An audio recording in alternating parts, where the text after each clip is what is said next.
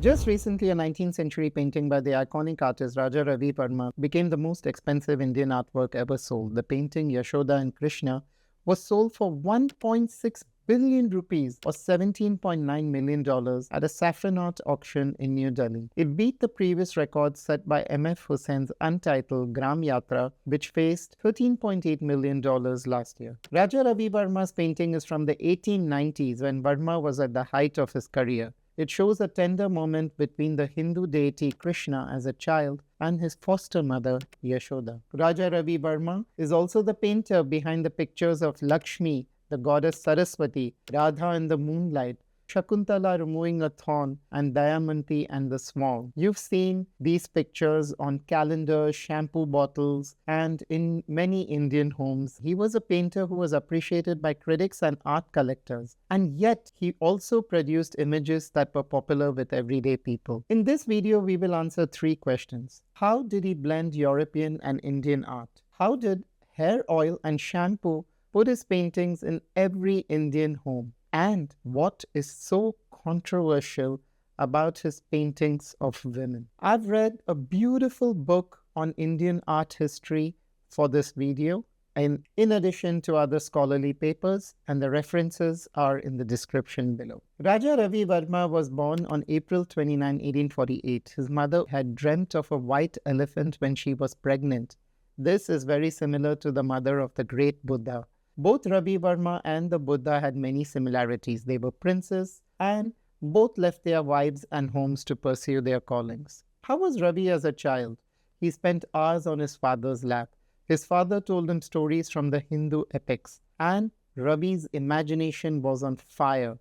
He could not be stopped from scribbling on the walls. His uncle, who was a talented artist in the Tanjore style, saw his talent early on and began to teach him drawing. What was the Tanjore style? It was developed in the 1600s in what is now Tamil Nadu. The paintings were done on wood panels covered with cloth. The skin was painted a pale pink and the body of the image was covered with precious stones and jewels. This way, even a blind man could follow the lines of the painting simply by moving his fingers over it. Raja Ravi Varma's life changed when he went to meet the Raja of Travancore for a Swayamvara. He was rejected as a husband by the Raja, who thought he was too immature. But Raja Ravi Varma later said that rejection that stung so much at the time was the best thing that ever happened to him. It allowed him to focus on art and become a painter. Otherwise, he would have to live the humdrum life of a prince. When he went for the Swayamvar, Raja Ravi Varma had taken paintings to the Raja. Some say that unwittingly, the face that Ravi had painted for Saraswati had a startling resemblance to the Raja's second wife, the beautiful Nagarkoil Ammachi. He was won over by the moment she saw Ravi's paintings. When he moved to Travancore, he was exposed to the art in the libraries. In the absence of real teachers, he learned how to structure a painting by following printed images. He loved the works of Renaissance masters. He loved how they captured shade and texture so beautifully that their subjects seemed to be real people frozen in a moment. What he was particularly drawn to was the use of light. So, for example, if you were to show Lord Krishna in an Indian painting in the Tanjore style, you would make the baby very large compared to the adults around him. And this way, the people know to focus on Krishna. But the Europeans were different. It is interesting how they use light to tell the viewer who is the most important person in the painting, observed Raja Ravi Varma. The character they want you to focus on is in light. There are other people in the painting, but they are in shadow. One of his most famous paintings was Nayar lady adorning her hair with a garland of jasmine. A Nayar lady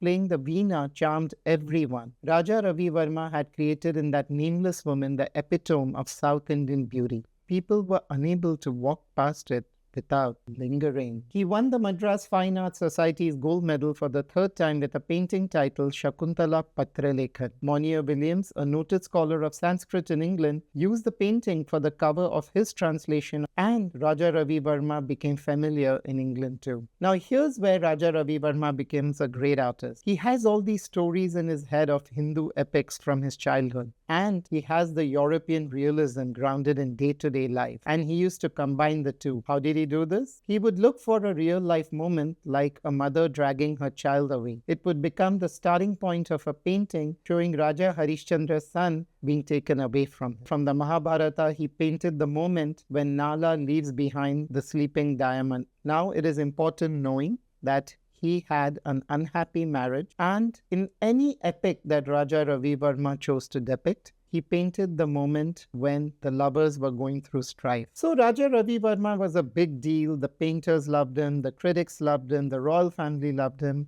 But how did his works become so widespread in modern-day India? This comes to when he purchased his own printing press. This idea had been suggested to Ravi by the great King Madhava Rao, and he purchased a printing press from Germany, and he was very impressed with the results. However, he was not a businessman, and he struggled to make it work. He decided to sell the Ravi Varma Fine Art Lithographic Press to this German guy called Fritz Schleicher in 1903.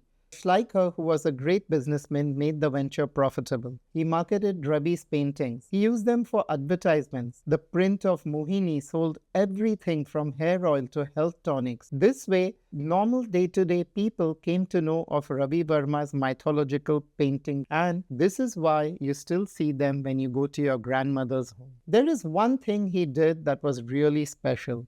He painted women who were confident enough not to lower their eyes. The idea of a confident woman who could occupy the space of a canvas was fantastical itself in 19th century Kerala. There, women were distinctly second-class citizens. In fact, there was a ceremony where they tied a tali, a special pendant. When he painted women, he often garlanded them with many necklaces so that the eye did not notice the absence of the tali. And that's why Raja Ravi Varma is a great artist who deserves to be remembered.